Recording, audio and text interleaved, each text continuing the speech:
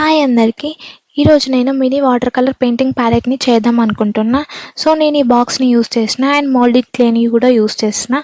అందులో resin base and hardener రెండు ఉంటాయి. వాటిని సేమ్ అమౌంట్లో తీసుకొని మిక్స్ చేసిన అంటిల్ ఇట్ టర్న్స్ వైట్ అనమాట. నెక్స్ట్ నేను బాక్స్లో ఫెవికాల్ని స్ప్రెడ్ చేసి మిక్స్ చేసిన క్లేని అందులో మొత్తం పెట్టేసా.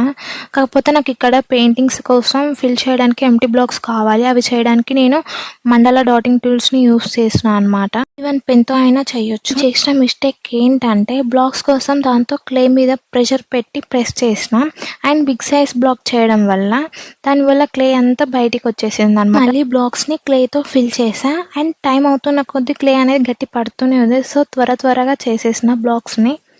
I use water to smooth the clay అనమాట. మొత్తం బ్లాక్స్ని మంచిగా స్మూత్ చేయడానికి నేను వాటర్ని యూజ్ చేస్తూ క్లేని వెట్ చేసిన అనమాట. ఇప్పుడు ఎలా వచ్చిందో మీరే చూడండి ఒకసారి. And I use acrylic paints for make over the box అనమాట. ఫస్ట్ నేను బ్లాక్ కోటింగ్ ఇచ్చిన. కోటింగ్ నేను 2 times ఇచ్చిన అనమాట. అంటే ఎమ్మటే నాకు బ్లాక్ కోటింగ్ అనేది పోయింది. సో నెక్స్ట్ ఏం చేసిన అంటే చిన్న ఫ్లవర్స్ వేసిన విత్ అక్రిలిక్ పెయింట్స్ తోటే రెడ్ అండ్ ఎల్లో యూస్ చేసిన. చాలా క్యూట్గా వచ్చినాయి అనమాట. కోటింగ్ ఇవ్వగానే వెంటనే డిజైన్ చేయొద్దు, ఎందుకంటే బ్లాక్ పెయింట్ అనేది వెళ్ళిపోతుంది.